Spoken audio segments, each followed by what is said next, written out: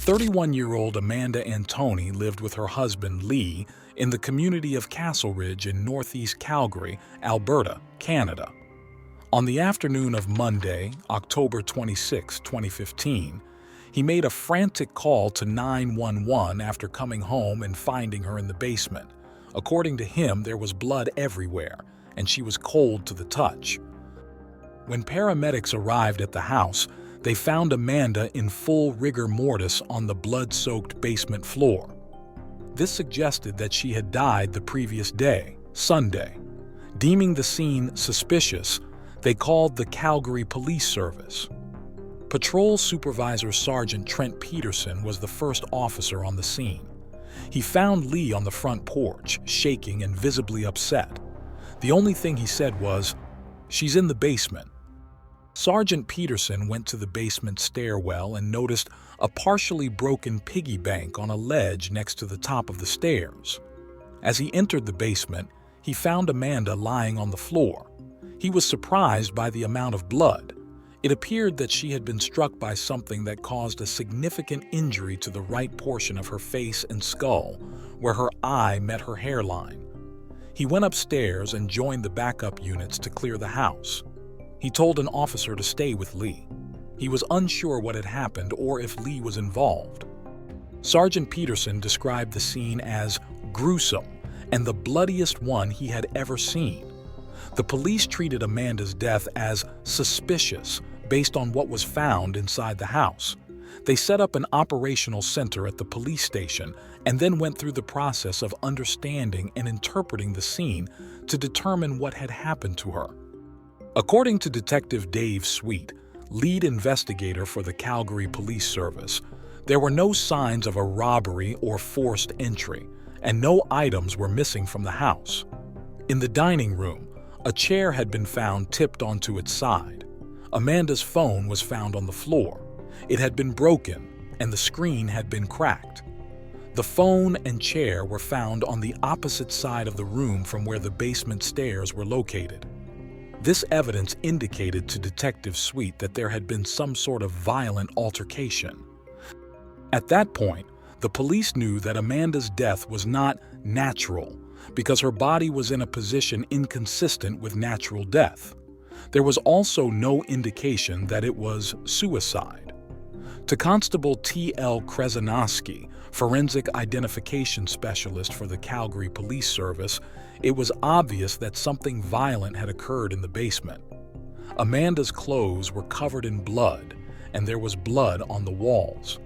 According to Sergeant Jody Arns, bloodstain pattern analyst for the Calgary Police Service, Amanda had bruises in many places, and it looked like she had been beaten. Sergeant Arns was certain that Amanda's death was a homicide.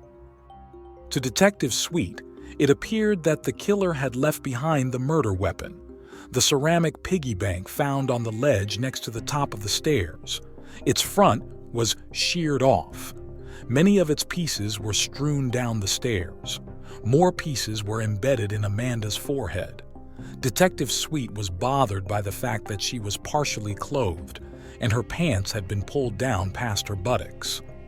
Based on the way she was lying on the floor, he believed she had been sexually assaulted. Shortly after discovering Amanda's body, Lee called her family. They were shocked and could not believe that she was dead. She was originally from Carstairs, Alberta, and was the youngest child of Leslie and Linda Hogg. Her brothers, Alan and Daryl, were 13 and 11 years older, respectively. Amanda was brought into the Hogg family home as a foster child when she was 2 months old. They fell in love with her right away. When she was 14 months old, Leslie and Linda adopted her. Alan and Daryl looked after her and entertained her. For Daryl, it was exciting to watch her personality develop and grow. She loved to prank and joke with them. She loved animals, especially cats and dogs. She loved to bring in stray animals. According to Linda, Amanda had a lot of energy, a kind heart, and loved people. According to Daryl, one of Amanda's most special qualities was her care for others. She would often pick up clothes and backpacks from a secondhand store, walk around downtown Calgary, and give them out to homeless people. She would sit, talk, and have coffee with them. She would also buy meals for them. In 2004, when she was 20, Amanda left home. In 2005, a mutual friend introduced her to Lee. For them, it was love at first sight. A short time later, they got an apartment together in Calgary. A few years later, on July 18, 2009, they married. They later moved into their house in Castleridge and rescued several pets. According to Alan, she would light up when she was with Lee, and they had a lot of fun together. According to Daryl, when the couple first met, Lee partied and had a bit of a wild side to him. Amanda approached Daryl a few times, frustrated with Lee. At the time of her death, she had started her own house cleaning business. Lee was often between jobs. According to Daryl, she had to take care of the bills and support Lee. She would get frustrated when he did not have a job. Sometimes they would fight. After Amanda's death, Detective Sweet interviewed Daryl. He told Detective Sweet to look into Lee just in case he had something to do with her death. When questioned, Alan also voiced concerns about Lee. He said he did not trust Lee.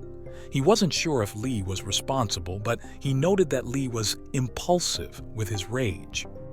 Detective Sweet notes that the husband is always the first suspect. In this case, Lee was the one who found Amanda dead, so he was central in trying to figure out what happened. 4 hours after her body was found, Lee was brought in for an interview. According to Detective Sweet, Lee presented himself as a distraught and despondent husband. During the interview, Lee told Detective Sweet that he left his house on Friday, October 23rd, to drive to his mother's house in Makwa, Saskatchewan. He was helping her settle the estate of his father, who had passed away the year prior. He returned on Monday, October 26th, to find Amanda dead. According to him, they had never spent a night apart during their entire relationship. Detective Sweet felt it was hardly a coincidence that something happened to Amanda on the one weekend Lee was away from home. Detective Sweet asked him if he killed her, but he denied it, maintaining that he was at his mother's house all weekend. Once the police learned the route Lee took to Makwa, 2 investigators traveled along it and collected surveillance videos from gas stations he claimed to have been at. The videos confirmed his story.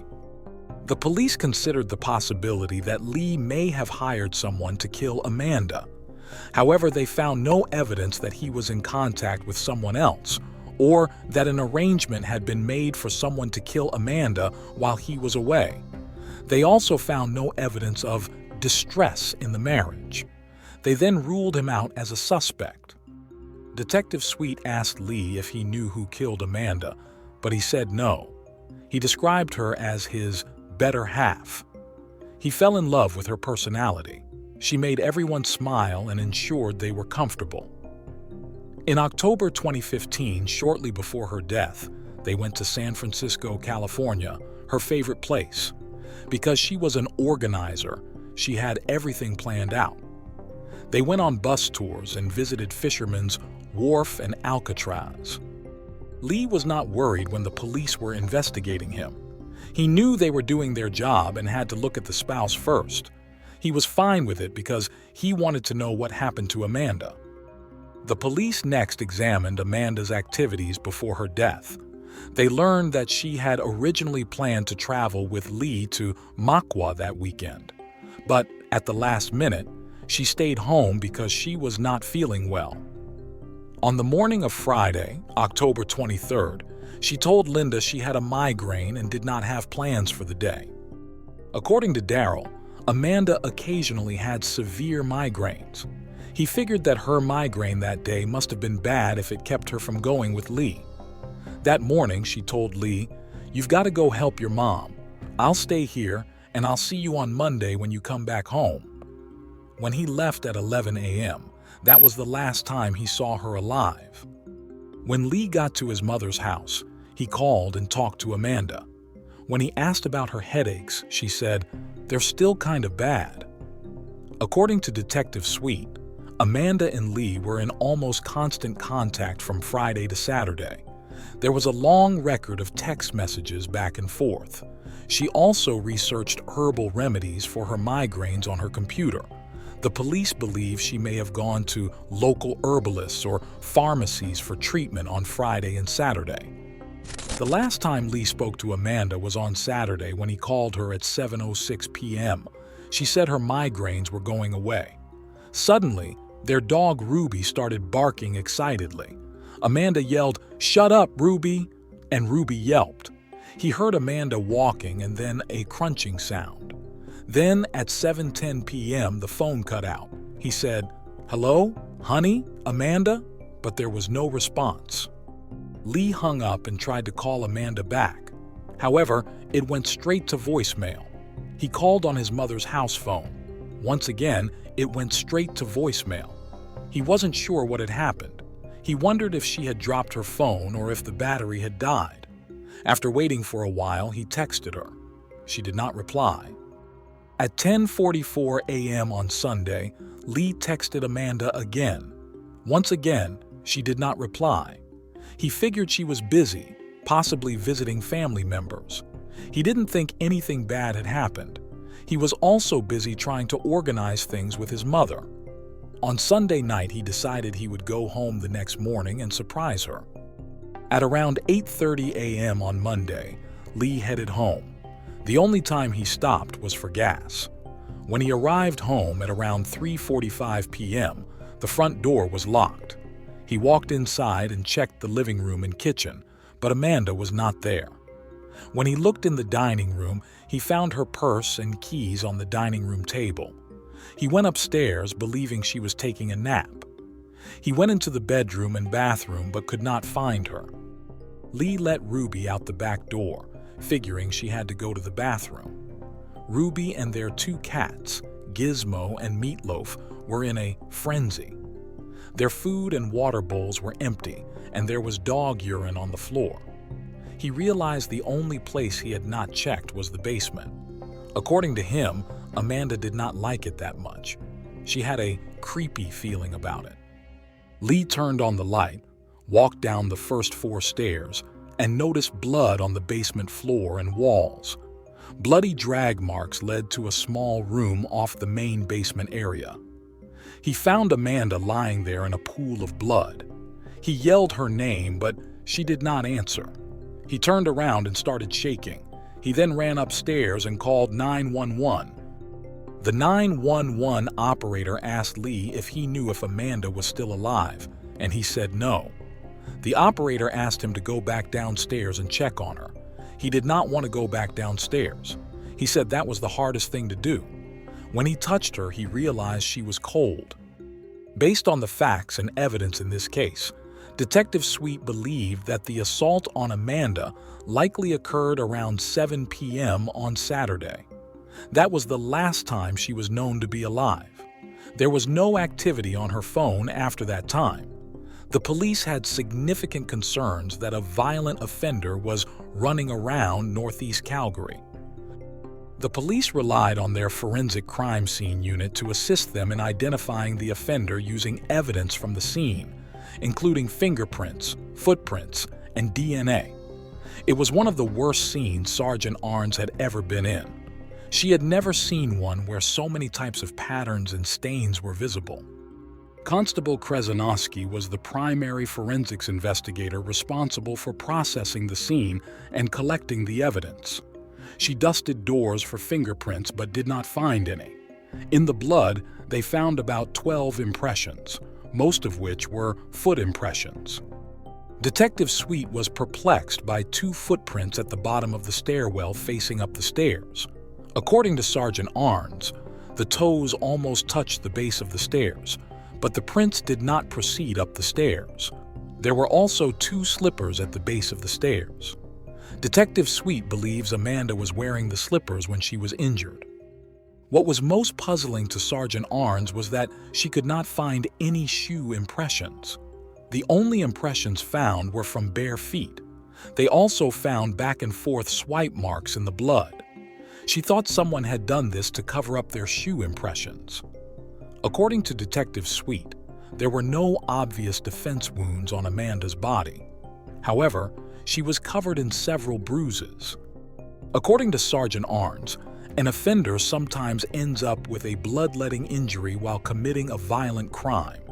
Usually, when they are exiting or moving around the scene, they will drip blood. In one section of the floor, the police found dark brown bloodstains. When Sergeant Arns found this bloodstain drip pattern, she thought it was from the offender bleeding. Blood swabs were collected and sent off to the lab for DNA analysis. As the police waited for the crime lab results to come back, they looked for any other clues that could assist them in identifying Amanda's killer. There were no signs of forced entry, so the killer either gained access to the house with a key or entered through the unlocked back door. Unfortunately, Lee cannot remember if the back door was locked when he came home. He immediately grabbed the knob, opened the door, and let Ruby out. The police canvassed Amanda's neighborhood. Castleridge has a statistically higher level of crime than most other communities in Calgary. According to neighbor Marcy Monford, it was not a good area. Crime was constant, including break-ins, assaults, and shootings. Police cars were often there. According to Detective Sweet, Amanda was concerned about a nearby alley. She and Lee claimed transients were entering their backyard and stealing bottles and cans. They sometimes saw footprints in the snow. Occasionally, their back fence door would be left open. This door led to the back door, which may have been unlocked. Daryl wonders if the transients were brazen enough to go into the backyard. Would they also have gone into the house? The police had to consider all possibilities, including a stalker. Someone could have followed Amanda home at some point and then used the opportunity of Lee being away to strike. Amanda's neighbors, the Gurneys, told the police that they heard Ruby barking between 6:30 and 7 p.m. that Saturday, around the same time Lee heard her bark and the phone disconnect. They described it as a scary dog bark, like she was trying to get someone to leave. They had heard her bark before, but on that night, her bark was different. Shortly afterward, they also heard someone yelling. The neighbor to their right claimed that they saw someone running through the Gurney's yard. According to Lee, Ruby normally did not bark. Something would have to cause her to bark, such as someone coming into the house. He believes that if someone had confronted Amanda, she would have put up a fight. She was small, but she could hold her ground. As the police continued their investigation, they talked to Amanda's family and friends. They examined journals, diaries, phones, and other electronic devices. They wondered if she was having an affair and had invited this person to come to the house while Lee was away. When Lee arrived home and found Amanda's body, he noticed that she appeared to be wearing a fancier pair of underwear, different from the casual pairs she wore throughout the week. However, the affair theory was quickly dismissed because they could find no evidence that she was in intimate contact with anyone else. According to Allen, Amanda and Lee had fights, but he is certain that they loved each other. According to Detective Sweet, Amanda was not involved in drug or gang activity or anything of that nature. She did not have many enemies. But during Lee's interview, he identified someone he thought could be a suspect: his sister, Jane. He said she hated Amanda. At the time, she was into bad drugs. He and Amanda called child services because he was concerned about her daughter. As a result, she was taken away. After that, Jane called every day, sometimes 20 times a day, asking where her daughter was. She was mad at Lee and Amanda. According to Allen, she threatened Amanda. Amanda became scared, which was significant to Allen because not much scared her. Daryl wondered if Jane had someone go to Amanda's house and hurt her, knowing that Lee was out of town. An experienced investigator interviewed Jane. However, according to Detective Sweet, there is no evidence that she was involved in Amanda's death. Despite a heavy media presence, no tips from the public came in. Detective Sweet found that unusual. Then on December 7, 2015, 6 weeks after Amanda's death, the autopsy results came in. The cause of death was a loss of blood due to blunt force trauma. There was no trauma to her brain. There were no broken bones aside from her right orbital bone. The autopsy report surprised Detective Sweet. He thought they would have found skull fractures. However, none were found. She did have bruises on her elbows, knees, and hips. Toxicology tests showed signs of cannabis in her system. Lee had said she may have used cannabis for her migraine. However, it is not known how intoxicating the cannabis was. At that point in the investigation, the police were anxious to get results from the lab. Detective Sweet hoped it would identify a suspect. However, when the results came in, they revealed that all the DNA, including the passive drip stains, belonged to Amanda. Based on the violent scene, Sergeant Arns had expected that the stains were from the killer. She was shocked to find out that it was all Amanda's DNA. The police found no evidence that anyone other than Amanda had been in the basement. Fingerprints, palm prints, and footprints collected from the basement belonged to her. No evidence of sexual assault was found either. Throughout the investigation, Detective Sweet was in contact with an experienced group of behavioral science investigators. When they examined Amanda's case, they suggested that her death may have been an accident. They based this partially on the fact that no physical evidence was found in the house belonging to anyone other than her. Detective Sweet went back through the entire investigation. No fingerprints were found on the broken ceramic piggy bank. The dust on top of it was settled. It did not look like it had ever been picked up. There was no evidence to suggest that it ever left the shelf. He wondered if Amanda struck it as she fell down the stairs. The police hired a biomechanics engineer to review Amanda's case. He found that, although rare for a woman of her age, the type of injuries she suffered were consistent with an accidental stair fall. The police looked into the possibility that her death was a tragic accident. They also tried to figure out how the accident occurred. Detective Sweet believes, based on all the evidence collected, that the opening at the top of the basement stairs is where Amanda's fall began. One theory is that she tripped over Ruby and fell down the stairs. From examining the opening, the police know that an impact occurred. She came through the opening and struck her head on the piggy bank, which was driven into the back of the wall. Behind the piggy bank, a small divot was left in the drywall. However, the police cannot say for certain whether Amanda fell or was pushed down the stairs. What works against the fall theory is that the laundry basket at the top of the stairs was undisturbed. Also, Detective Sweet wonders how the piggy bank was not knocked over when she fell, and he wonders why her phone was found 8 feet from the stairs. He thinks it is possible that someone pushed her into the piggy bank. According to Detective Sweet, once Amanda was in the basement, she did not die right away. It took time for her to lose that much blood. Based on her bloody footprints, she spent a lot of time standing and walking around. There was a concentrated amount of blood in front of a set of mirrors on the wall opposite the stairs. Small pieces of the piggy bank were found there. Most of the blood was found on that side of the basement. According to Detective Sweet, there are 2 theories regarding the mirrors. One was that the mirrors were tricking Amanda, and she believed they were casting light from upstairs. The other theory was that she used the mirrors to view her injuries. The police found what appeared to be a bloody handprint on the wall in the basement corner next to the stairs. Sergeant Arns believes that Amanda was trying to steady herself against the wall. Other blood patterns found on the wall coincided with the fabric patterns on the cuff of her sweatshirt. Spatter stains were found on some of the walls. Sergeant Arns believes these stains came from Amanda's hair when she tried to shake it away from her face. With the floor being wet with blood, she kept slipping and falling. 3 areas of blood were darker than the rest. Sergeant Arns theorizes that Amanda lay in those areas while she bled out. Sergeant Arns learned that people with concussions will do things to soothe themselves while in distress.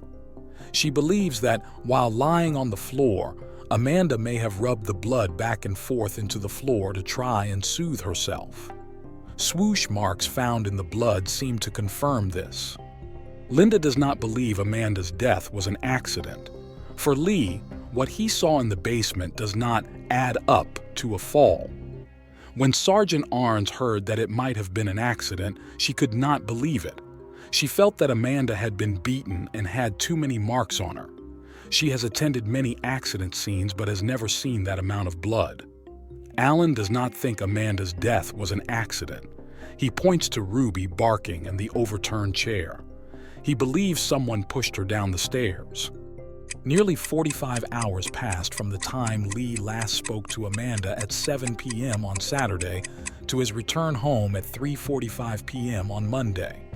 Part of the mystery for Detective Sweet is that none of Amanda's pets ventured into the basement during the period that she lay there dying. There were no paw prints in the blood. Lee felt that was unusual because if he or Amanda ever got hurt or cried, Ruby would comfort them.